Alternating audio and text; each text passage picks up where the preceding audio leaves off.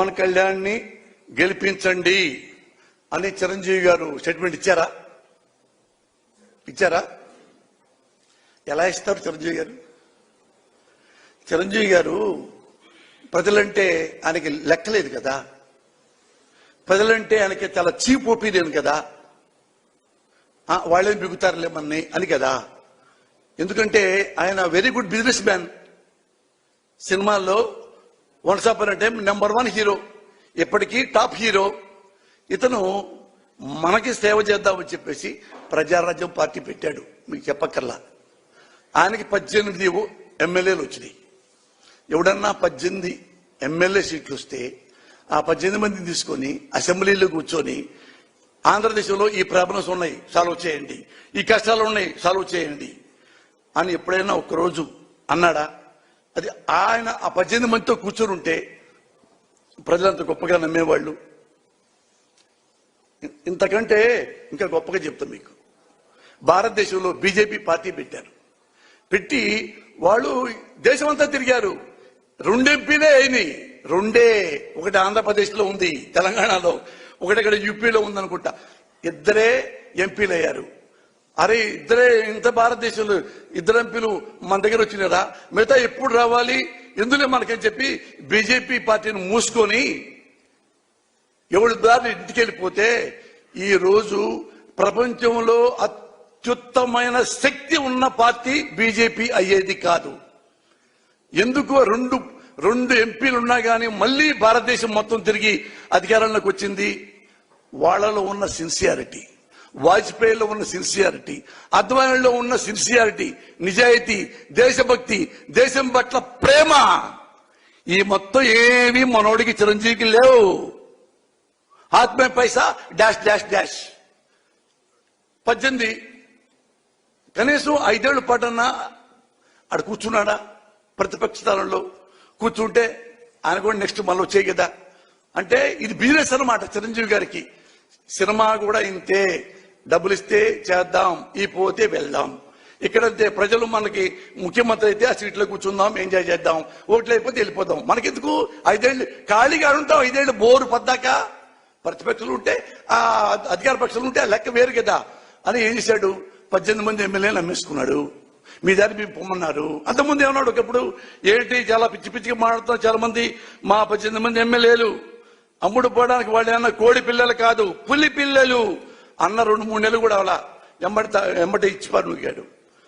ఆయన అసలు ప్రజారాజ్యం పార్టీ ఆపేసి ప్రజారాజ్యం కాంగ్రెస్ లో గెలిపాడు. ఈయన కాంగ్రెస్ మెంబర్ అయ్యాడు.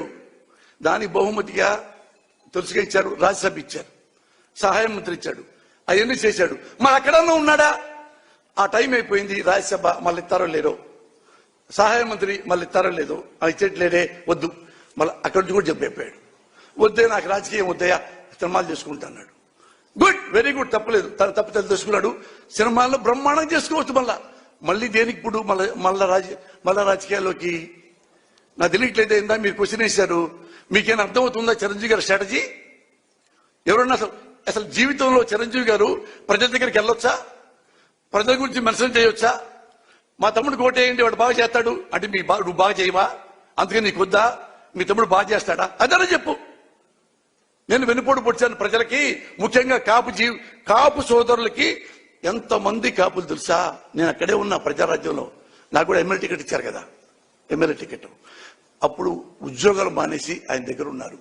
మనవాడు ఫస్ట్ టైం అవుతాడు అనుకుంటా ఆశపడి ఇల్లు అమ్ముకున్నారు, పొలాలు అమ్ముకున్నారు, నమ్మకం పెట్టుకున్నారు.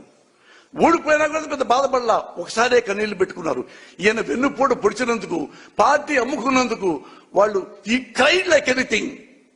కానీ ఇంకా చాలా గొప్పవాళ్ళు కాపు సోదరులు ఈ మాత్రం ఏమనకుండా తన వాళ్లే గుండెల్లో సర్దుకొని బాధ పడ్డారు. ఇప్పుడు మళ్ళీ ఈయన వచ్చేసి ఏసనే చిరంజీవి మా తమ్ముడు పార్టీ పెట్టాడు, ఆ పార్టీ ఈ పార్టీ మీరు కలిసి 6 నెలలన్నా జనాన్ని నమ్మించారు. మీ వాడు 1 month కూడా మా నమ్మించలేపాడే, అయినా మళ్ళీ ఇస్తారా? అవునులే, రాజకీయాలు కదా, ఓటు హక్కు మీకుంది, మీరు నుంచోవచ్చు, మళ్ళీ ఎమ్మెల్యే అవ్వచ్చు, మళ్ళీ మంత్రి, ఏమో మళ్ళీ చిరంజీవి గారు ముఖ్యమంత్రి కూడా అవ్వచ్చు. నమ్మకం లేదా మీకు? గుర్రం ఎగరావచ్చు. What can we do? ఇది అన్నాం అనుకో, ఏమంటే తెలుసా, ఎమ్మటే తిట్లు, లం డ. అంటే అసలు రియలైజేషన్ లేదు మనుషులకి, రియలైజేషన్ లేదు. అరే ఒక తప్పు చేశామే, ఐ డిడ్ మిస్టేకే, అన్బేరబుల్ మిస్టేకే, మనం రిపీట్ అవుతామే, లేదు. రియలైజేషన్ లేదు. అన్నవాడిని డిమారలైజేషన్ చేస్తాడు. వీడు మనల్ని క్వశ్చన్ చేస్తాడా? చేస్తా. ఎందుకంటే నేను ఓటర్ని, ఈ దేశంలో ఒక పౌరుణ్ణి, ఓటకు ఉన్నవాడిని, మంచి నాయకుడు కావాలనుకునేవాడిని. వీడు మంచి నాయకుడు కాకపోతే నేను వద్దనుకునేవాడిని. నాలాంటి వాడికి ఈ సమాధానం చెప్పగలిగితే మీరు ఎక్కడైనా బతకగలరు. ఎందుకు చెప్పరు? You are unfit for politics. That only I can